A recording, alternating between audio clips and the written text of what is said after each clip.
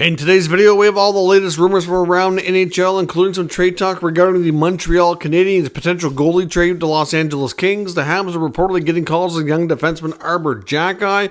We also have the latest on Reaves in Toronto. Sounds like he may not be happy.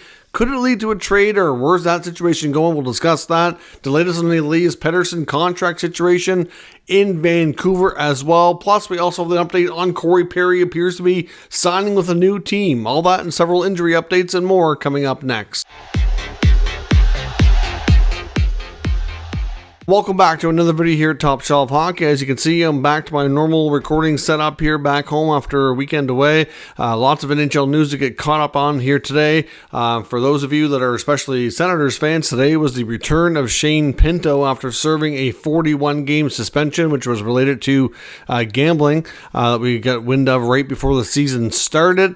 Pinto's put in his time, signed his contract a couple days back for league minimum for the rest of the season. Certainly well below market value for him. There is, like I said, reports that I talked about a couple days ago as well, talking that they're already putting the framework together for a long-term extension, which he is eligible to sign anytime. There's no waiting period like normal. When you sign a one-year deal, normally you have to wait until January, but different situation here given the suspension. So Pinto made his return today to the Sens lineup as they took on the Flyers in a matinee affair. And he sounds, I didn't get a chance to watch the game because I was on the road, but I did see the highlights. Looks like he played relatively well.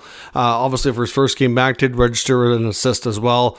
And obviously, good for him to kind of shake off the rust and be back. I know a lot of people will think that the suspension was certainly way harsher than it needed to be. A lot of people were on the social media saying free Pinto for quite a long time. Well, he's finally been freed. The Suns actually have their top three centers in the lineup for the first time in a long time, and we'll see, maybe get a better idea what this team really is capable of now that they actually have everybody on board.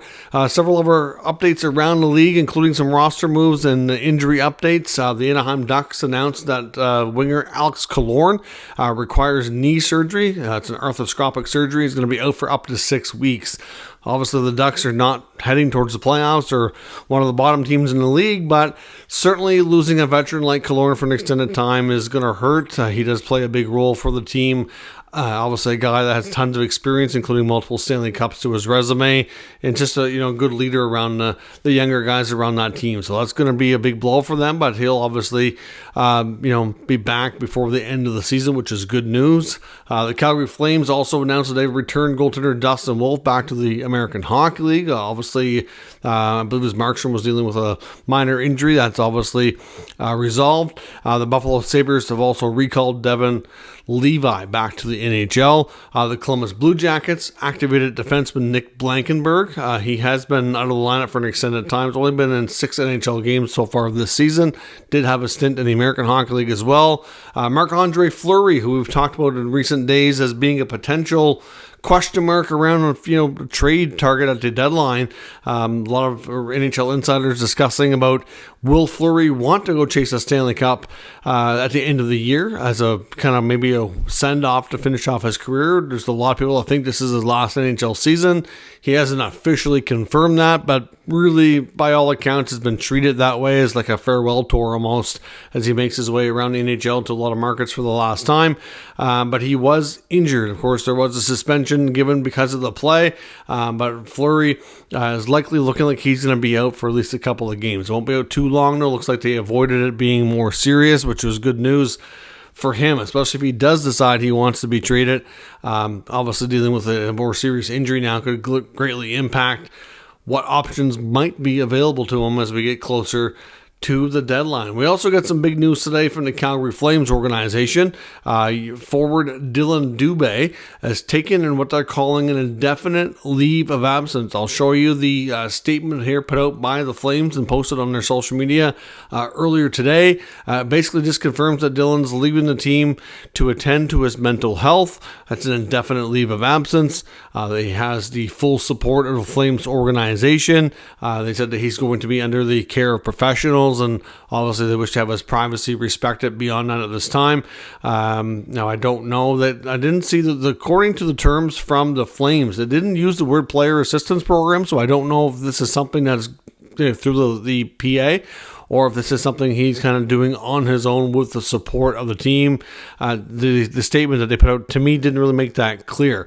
Either way, it's the same outcome. The fact is he's going to be away from the team for an extended time, dealing with the mental health situation that he feels he needs to address. So obviously, it's tough with those situations. I'm glad to see him recognizing that he needs to address this. And at this point, we know though he's had a tough season too. Like, I don't know how much of the issues he's dealing with is related to his season. There could be other things going on outside of the rink in his life that we don't know about. But he's been struggling with his production. His ice time is down. He has been scratched on occasion.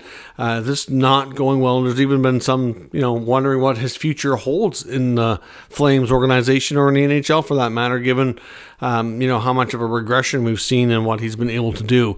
At this point, I still think he's young enough and did experience enough before that he would probably be given other opportunities, even if his season didn't improve. But, obviously when you're in a situation like him and you're still fairly young, you're established, you've been a regular player, but not for too terribly long. And when your, production falls off as much as that, it is certainly, it's a stressful situation. So like I said, we don't know if it's just related to that or if there's other factors at play. And at the end of the day, we don't need to know. It's not too important. The main thing is he's looking after himself and will be away from the Flames for a period of time that we cannot determine right now. So we'll see where that goes. Hopefully when he does return, that he's in much better shape and deals with everything accordingly. We also got word today, a few hours back, from StartedWithTheFourthPeriod.com and Dave Pagnotta reporting that Corey Perry appears to be heading to the Edmonton Oilers. Lots of other NHL insiders have since heard the same thing, so we've got it confirmed from, I think, 4 or 5 different reporters now that Perry will indeed be going to the Edmonton Oilers. As I record this, at the very least, it could happen before it hits YouTube, but as of the recording of this in the early evening of Sunday night, it has not been officially announced by the Oilers themselves. So we'll have to get confirmation, but that many reporters I wouldn't think would be wrong. It's believed that it's going to be a contract just for the remainder of the current season. It'd be somewhere around league minimum.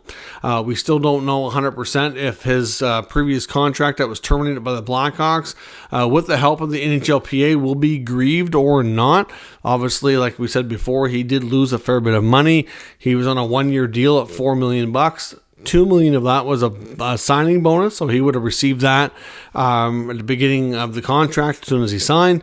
The other $2 million was salary, of which he probably received somewhere around approximately $500K before the termination was effective. So he's likely would have lost $1.5 million or thereabouts in that whole ordeal. So obviously it's a significant amount of money for anybody. I realize some of these players are millionaires and have been making big money for a long time. But, that's not the point. It doesn't matter. It's money that he was supposed to earn. And if they do grieve and he wins the grievance, then it's money that he clearly should have been paid. And we'll get, or they'll come to some sort of settlement as well. It could happen. So we'll see where that goes. But it's believed it's going to be grieved just for more of a precedence than anything else. But as of right now, we can't confirm if indeed that's the case. Another big story that's been ongoing for the entire campaign, and we did get further clarification on here over the weekend, was the Elias Pettersson situation with the Vancouver Canucks. Obviously, he's having a phenomenal season. One of the league's top players. The Lotto line, which consists of him, Brock Besser, and JT Miller, have been arguably the best line in hockey as of very recently. Just absolutely terrorizing NHL goalies and decors in the last number of weeks as they've been reunited together. And it's just crazy what they're able to accomplish. So a lot has changed for the team. I mean, the team continues to play well and pick up points, which is great for their standings. At the same time, we saw President Jim Rutherford get his extension on a couple days ago as well on the weekend. And it's believed that, according to Elliot Friedman, that Patrick Allvin, the GM, will be extended here probably this coming week as well for a similar term. But in the case of Pettersson, he has not been extended as of yet, and we've heard on multiple occasions from reporters like Friedman saying that essentially the reason it's not done is that Pettersson does not even want to have negotiations and talk yet. Obviously, the team appears to be very much wanting to get this done. He is their top priority in off-ice issues. And at this point, they're ready and willing to go and get this done whenever he's willing. But he's not there yet. He did speak to the media on Friday and confirms again to reporters that he is in absolutely no rush to do a new contract. He says essentially that he confirms he does not want to talk about the contract right now with the Canucks, and essentially he wants to wait until the offseason. Before, it was just he wanted to wait and kind of bet on himself, and it wasn't really for sure going to be the offseason. It was essentially wanted to wait and see how things went this year to get an idea of the direction of the team before committing long-term.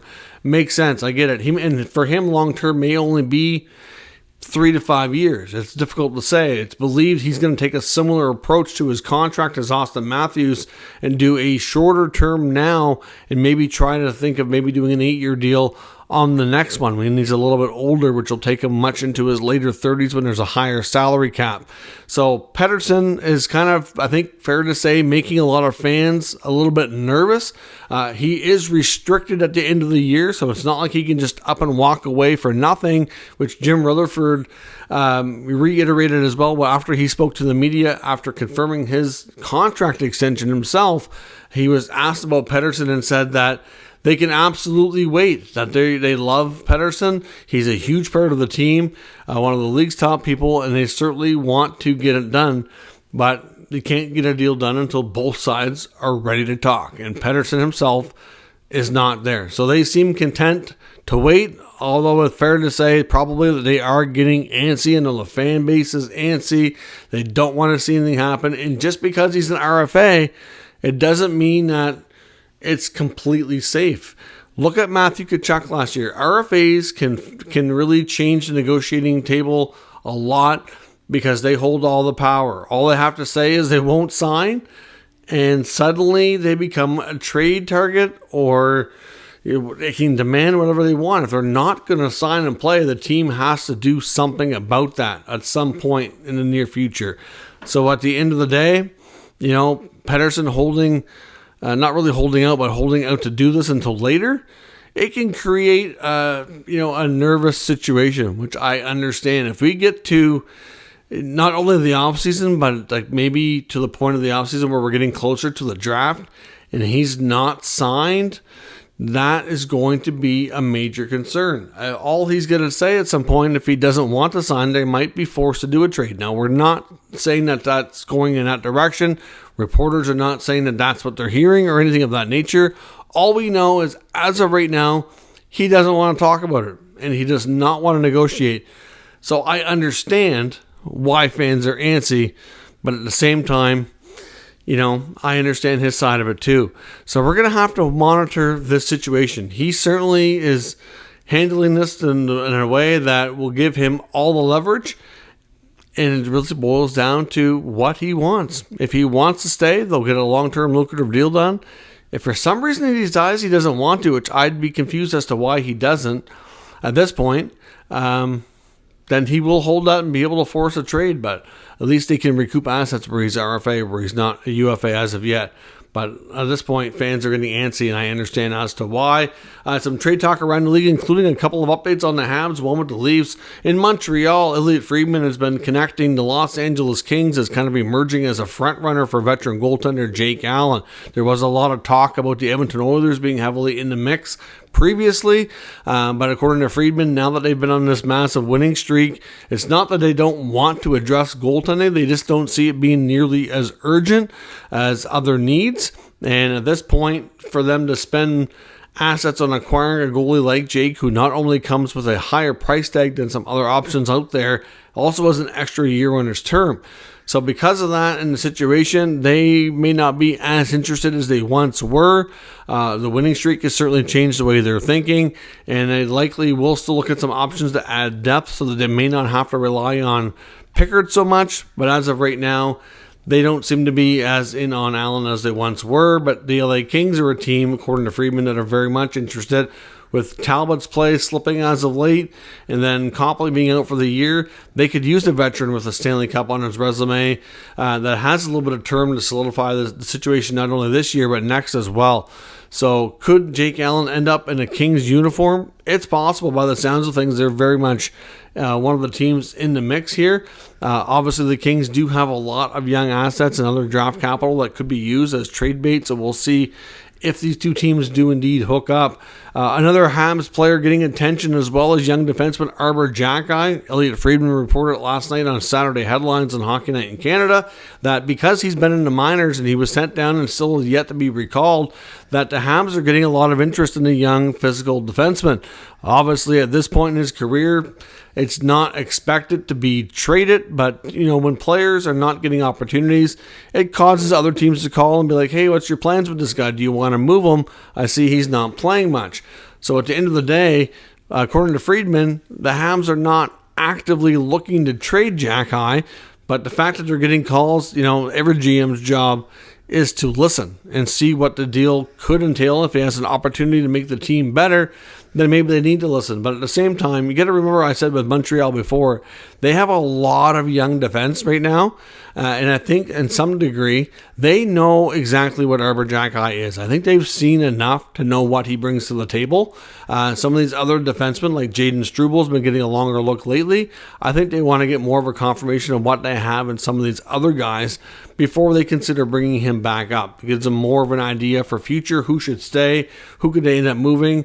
But when you have all these young D like they do and more on the way, they still have Reinbacher, they still have Hudson, they still have Logan Mailloux, and then yet you have Jordan Harris, you have Jaden Struble, you have Barron and Gooley and Kovacevic. Like, they can't all stay. And I didn't even mention Xhekaj yet after all those other guys. So it's understandable why Montreal is getting calls. If Xhekaj is not moved, odds are between now and the next year, one or two of those other young D probably will be, because they can't all play there. There's just not enough room, and some of the guys coming on the way that have not arrived yet are expected to be big parts of the team for the future. So it doesn't make sense. So we'll see what Montreal decides to do. If they get a call on him that is intriguing enough, could they pull the trigger? We'll have to wait and see. But right now, it's not looking that way. But things could change. And in Toronto, Ryan Reaves appears to be, well, I guess frustrated, a bit upset, and a bit pissed off about the fact that he's not playing. We saw back some time ago now that Ryan Reaves was injured in a Maple Leafs game, went off the ice very awkwardly, hit a rut, and got all twisted up and ended up injuring himself by a fluke accident. He ended up on injured reserve, of course, because of that injury. But according to Reaves, when he tells Sportsnet and writer Luke Fox, he's been ready to go for some time. He says that he's been ready to play for a couple of weeks now and can't get in the lineup. He's missed 17 consecutive games. Now, the first little bit of that sure was due to injury, but it sounds like the last, probably at least close to half of those games that he was healthy and ready to play, but can't get in the lineup. He indicated that it's obviously he doesn't like it. He said he hates it. He said he can't control it. He's trying to focus on the things he can control, and at the same time he's trying not to get too frustrated, but he has had talks with his agents, and he's just trying to be what he can be to get back in the lineup. He's obviously working a lot harder in practice, getting a lot more conditioning skates and things like that, and it's something that he's not thrilled about. The last time he ended up in a situation where he was healthy, scratched a bunch, and was not thrilled is when he ended up getting dealt from the Rangers organization. So we'll have to see, could this lead to a trade with Ryan Reaves? He signed a fairly lucrative, at least for what he brings to the table, 3-year contract as a free agent this past offseason. He's really only appeared in a small amount of games, has not really delivered on what they thought they were getting. I think there was a lot of concerns about his ability to play on the defensive side of the puck early on. Doesn't really bring a lot offensively either.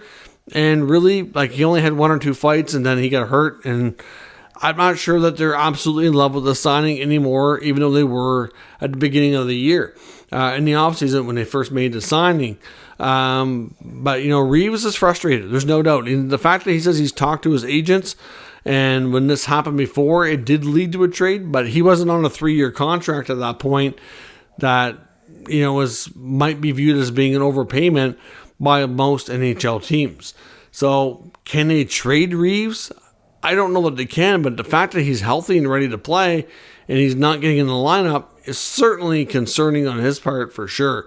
So it's going to be difficult to say what the Leafs end up doing. We know at some point they're expected to probably make a goalie deal. Samsonov's supposed to be in the lineup tonight for the Maple Leafs, so we'll see. His first stint did result in a loss, but he did have a good game and played well, I thought. Be curious to see if he can put 2 games together in a row here with similar results, so we'll have to see where that goes. As far as Reaves goes, could he be traded, or is that contract untradeable? I'd love to know what your thoughts are down in the comments, and we'll discuss further. If you're new to the channel, of course, make sure you subscribe and stick around. We'll keep you up to date with all the news, rumors, and analysis of all 32 NHL teams. Thank you for watching, and I'll catch you next time.